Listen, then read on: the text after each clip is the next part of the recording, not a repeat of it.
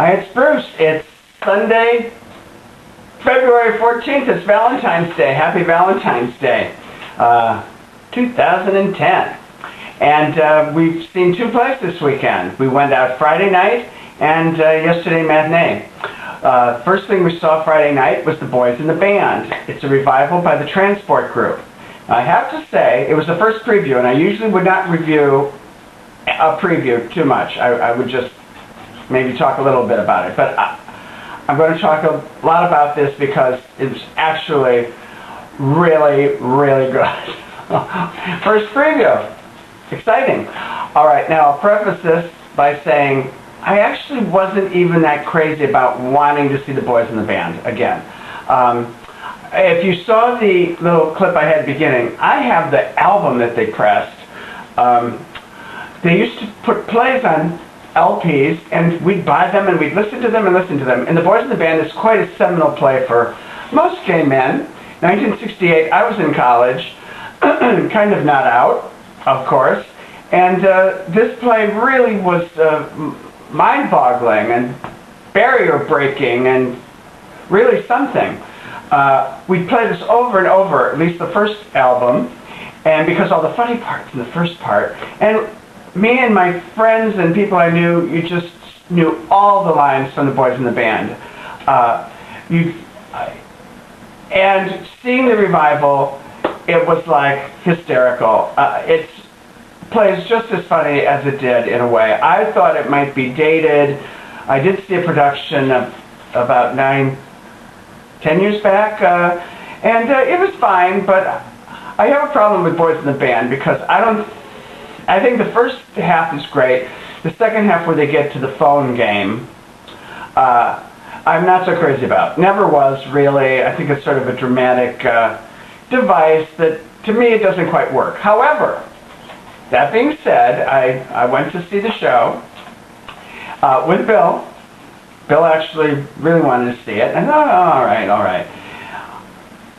Well, you take an elevator. The Transports are doing it. The Transport Group is doing it at a place on 26th Street. It's actually, you take an elevator up 12 floors, you get out, then you walk upstairs to another flight, and you enter this place, and you're actually sort of in the character Michael's apartment. And there's seating all around, and you can actually sit at a table where they serve the lasagna.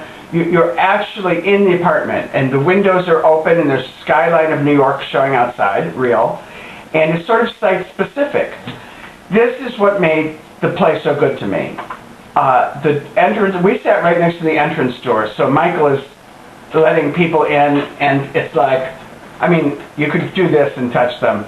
I tried not to. So, all you want to do is grab the cowboy. So I found this remarkable. For a first preview, it was great. The audience was in hysterics. The funny lines still ring funny. And the dramatic parts, because you're so close and you're in and the actors are so good, I forgave the play a lot of what I feel is its dramatic flaws. And I thought it was great. It was the end of a weekend. I had worked all week.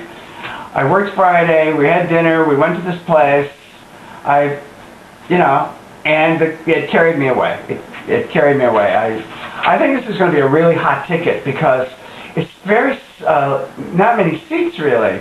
And I think once people find out how cool this is, that you're in the play almost, the tickets are going to go. So if you're interested in seeing The Boys in the Band, I'd say book your tickets. All right, the cast. I actually know Jonathan Hammond, who played Michael.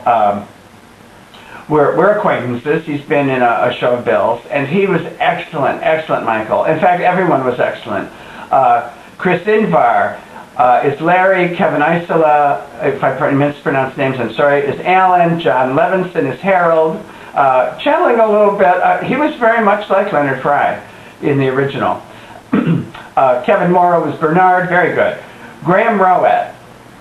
Hank, Hank, I never think of Hank as a major character. He's sort of bland.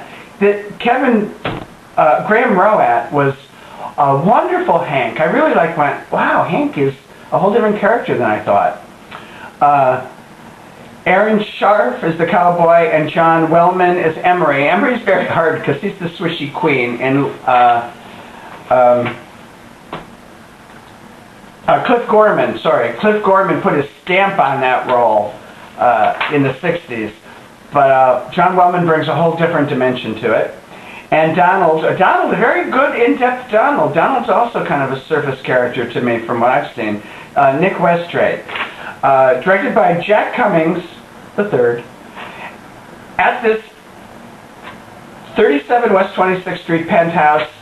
Highly recommend it. Exceeded all expectations. I hate to give a review at a first preview. People usually involved in the production get upset, but I don't know how you can get upset when they just took me into it and I loved it so much. And so did Bill, and so did the rest of the audience. It's more than the boys in the band. It's an experience.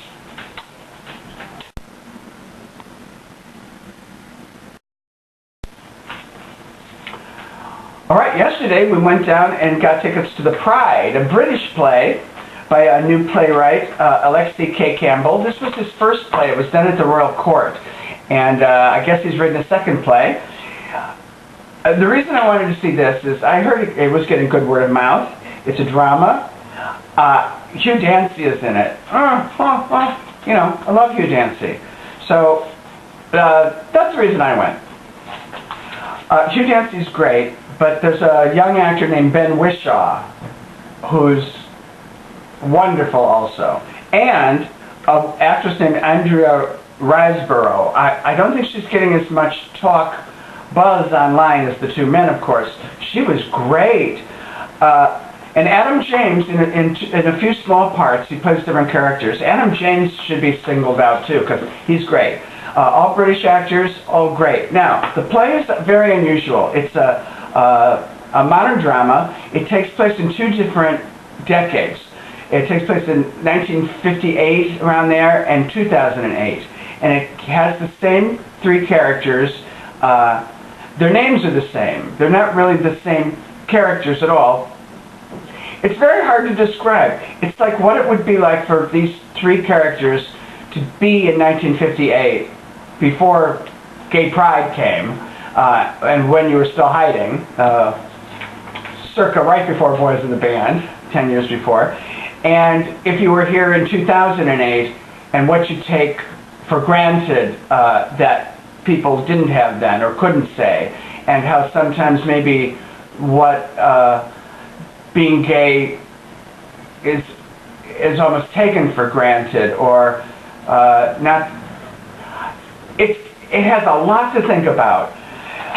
And as I said, they're not really the same characters, but they're reacting in two completely different decades.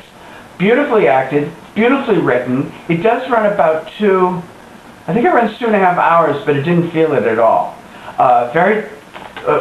You could hear a pin drop, very dramatic. The audience was, I have to say, mostly gay men. The men's room line was incredibly long. Highly recommend it for the acting, for the play, and for the direction.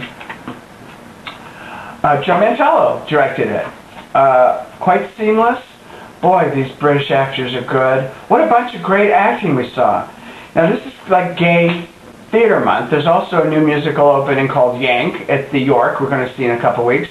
And The Temperamentals is coming back, about the Mattachine Society. And